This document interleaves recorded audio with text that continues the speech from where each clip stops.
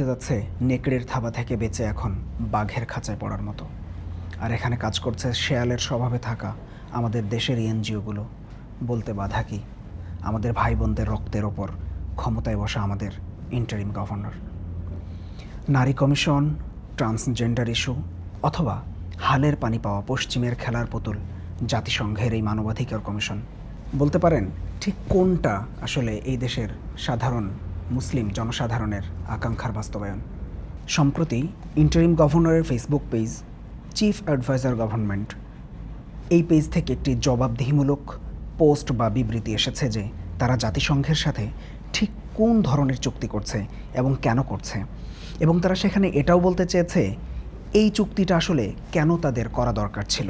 এই সব কিছু আসলে কেন ঘটছে, কোন নৈতিক ভিত্তির উপরে দাঁড়িয়ে আসলে এই সিদ্ধান্তগুলো গ্রহণ করা হচ্ছে?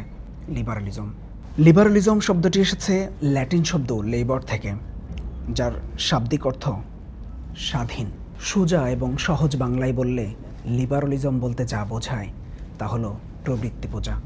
অর্থাৎ লিবারালিজম হলো যা করতে ইচ্ছে করে তা করতে পারা এবং তা করতে দেওয়া, এই দেওয়ার স্বাধীনতাকেই লিবারালিজম বলে।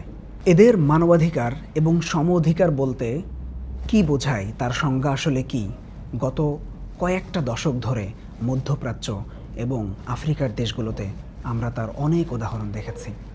তাদের মানবাধিকারের পরিণতি ও দৃষ্টান্ত হলো ছারখার হতে থাকা, ধ্বংসস্তূপে পরিণত হওয়া মুসলিম উম্মার প্রথম কিবলা ও পবিত্র ভূমি ফিলিস্তিন।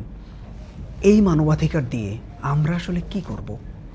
যেই লিবারালিজম এসেছে কিছু ভ্রান্ত চিন্তার মানুষের মস্তিষ্ক থেকে, তা আমার কতটুকু উপকার করবে?